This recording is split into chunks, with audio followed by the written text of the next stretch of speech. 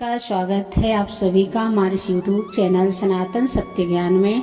आज के इस वीडियो में जानेंगे तुलसी पूजन के दिन सुनी जाने वाली माँ तुलसी की पौराणिक कथा। पौराणिक मान्यताओं के अनुसार वृंदा एक राक्षस कुल में जन्मी थी, लेकिन उनके संस्कार दिव्य थे। वे बचपन से ही भगवान विष्णु के अनन्य भक्त थे। वे अपना सारा समय विष्णु नाम के स्मरण और उनकी सेवा में व्यतीत करती थी।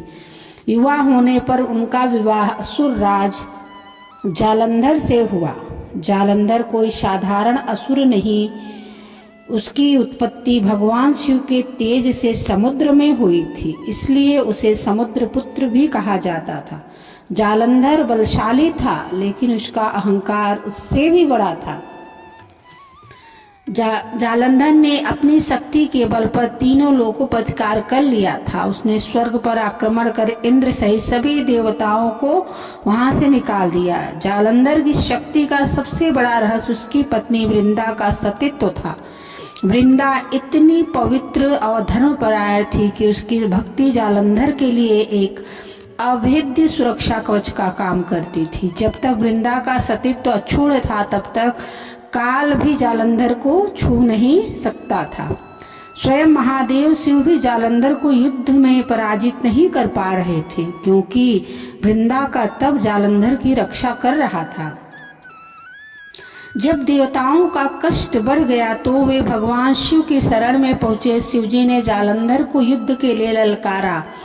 दोनों के बीच भयंकर युद्ध छिड़ गया। शिवजी ने कई बार जालंधर पर प्रहार किए, लेकिन वृंदा के तपोबल के कारण जालंधर हर बार बच जाता था। देवताओं ने महसूस किया कि जब तक वृंदा का सतीत्व भंग नहीं होता, तब तक जालंधर का वध असंभव है।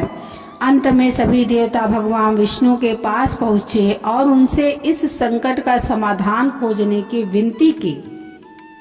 भगवान विष्णु जानते थे कि वृंदा उनकी परम भक्त है, लेकिन सृष्टि के कल्याण और धर्म की स्थापना के लिए जालंधर का अंत आवश्यक था। जब जालंधर युद्ध के मैदान में था, तब भगवान विष्णु ने जालंधर का रूप धारण किया। वृंदा के महल के पास एक साधु के वेश में पहुंचे। जालंधर के वेश में विष्णु जी को देखकर वृंदा अत्यंत प्रसन्न हुई। उसने सोचा कि उसके पति युद्ध जीतकर वापस आ गए हैं। वृंदा ने अपने पति का स्वागत किया, उनका स्पर्श किया। जैसे ही वृंदा ने स्पर्श किया, उनका सतीत्व धर्म टूट गया। उधर युद्ध भूमि में जैसे ही वृंदा का तपोबल क्षीण हुआ, भगवान शिव के त्रिशूल ने जालंधर का गला काट दिया। जब वृंदा को सच्चाई का पता चला कि उसके सामने खड़े व्यक्ति जालंधर नहीं, बल्कि उनके आराध्य भगवान विष्णु हैं, अत्यंत दुखी और क्रोधित हो गए। उसने करुण स्वर में कहा, हे प्रभु, मैंने जीवन भर आपकी भक्ति की, फिर आपने मेरे साथ ऐसा छल क्यों किया? आप क्रोध और पीड़ा में डूबी वृंदा ने विष्णु जी को श्राप दिया। आपने पत्थर के समान हृदय वाला कार्य किया है, इसलिए आप अभी इसी क्षण पत्थर बन जाएं। जिस प्रकार आपने मुझे मेरे पति से अलग किया है, वैसे ही एक दिन आपकी पत्नी का भी हरण होगा और आप वियोग की पीड़ा सहेंगे।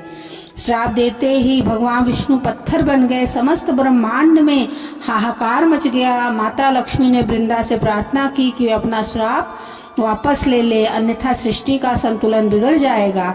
वृंदा ने अपना श्राप तो वापस ले लिया, लेकिन वह स्वयं आत्मदाह करने के लिए तैयार हो गई। वृंदा जालंधर के कटे हुए सिर के साथ सती हो गई। जिस स्थान पर उनकी चिता जली, वहां से एक सुंदर पौधा उत्पन्न हुआ। भगवान विष्णु ने उस पौधे को तुलसी नाम दिया और वृंदा को वरदान दिया कि हे वृंदा, तुम्हारा सतीत्व और भक्ति अतुलनीय है। तुम अब तुलसी के रूप में सदैव मेरे साथ रहोगी।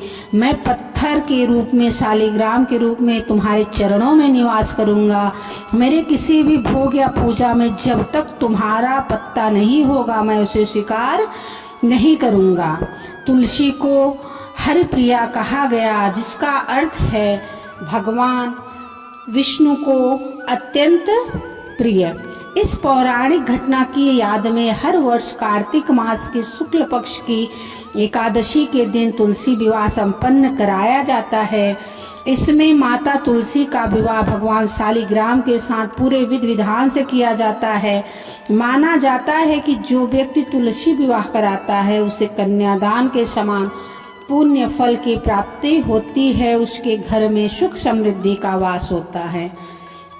तुलसी के पास दीपक जलाने से घर की नकारात्मकता दूर होती है। इसकी माला धारण करने से मन में शांति और भक्ति का संचार होता है।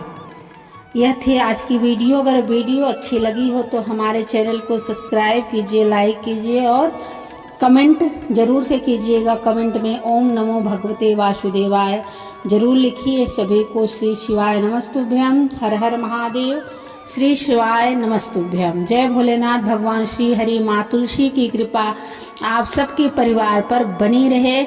आप इस कथा का श्रवण कीजिए और लाभ अवश्य लीजिए। कमेंट में जरूर बताइएगा।